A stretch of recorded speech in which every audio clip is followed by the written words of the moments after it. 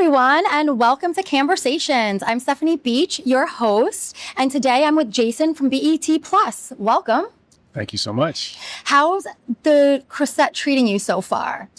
I mean, you can see the weather is treating me quite nicely. I think I need to apply more sunblock. Oh, yes. Because it is definitely hot and sunny out here. It's definitely hot and sunny out here. Yes. There has been, I mean, it's only day one, but I still feel the energy is super high. Oh, yeah. And it's going to be an amazing week. 100%. Last night I was walking back from, I just told you about my boat, boat issue. Your boat fiasco. Boat broke down in the middle of the bay, but that's another story. But coming back at about 1 o'clock, everything was lit. Like this corner spot right here next to the Martinez. Gutter bar? Oh yeah, the gutter bar was on fire. And always.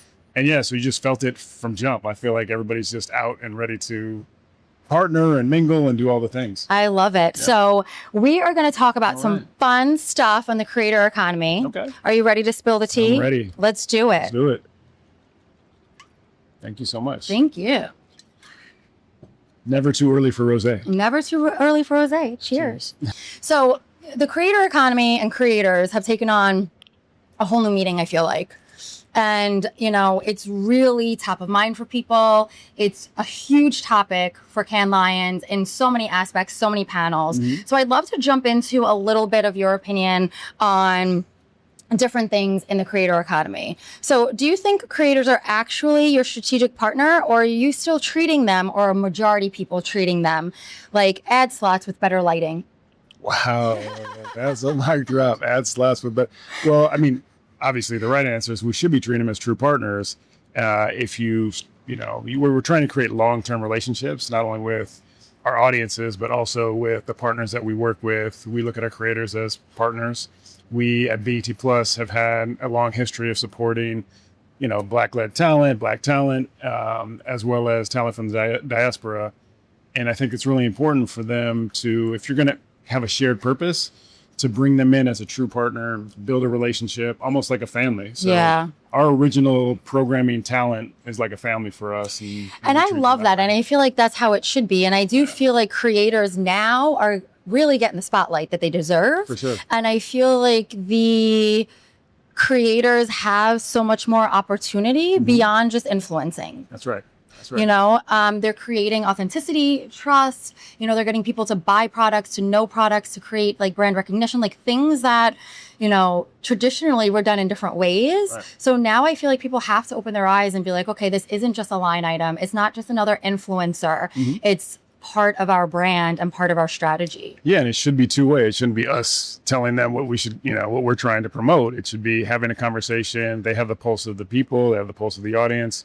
And so that conversation should be two-way. We should understand the community at whole and how to, better, for our particular purposes, drive more creativity, drive more development of television, more movies, and ultimately create an ecosystem of really fantastic creative. Yeah, I agree.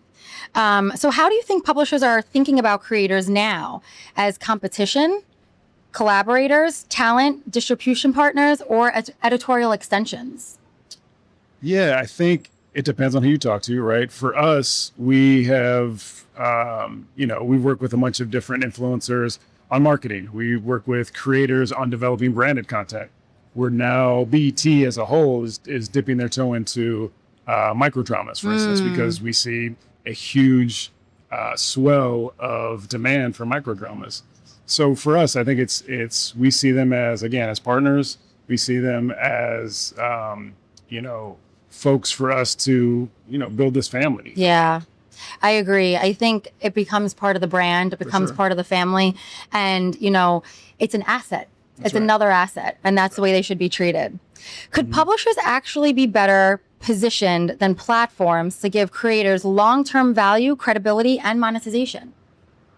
So do you think that this lies with the platforms or with the publishers? I think in terms of what? what lies with the platforms that the publishers So in terms of like how publishers could better be positioned, like, are they better than platforms to create like long-term value, credibility, and monetization? So is it the platforms that are giving it to them, or is it the publishers that are giving it to them? Yeah, that's a great question. I think, the platform has the distribution, and so therefore has a ton of the power. Yeah, right? That's the truth. And publishers are providing them with content and support and ultimately, revenue and revenue streams. But I think the power lies with the platform. Yeah. And ultimately, we've done a great job of owning the platform at BET, right? So we have a distribution channel on streaming with BET Plus. We have a cable network. We do experiential. And so we have a number of different opportunities for influencers to get in front of their audience. Right? Yeah. Yeah. It's important, I think, to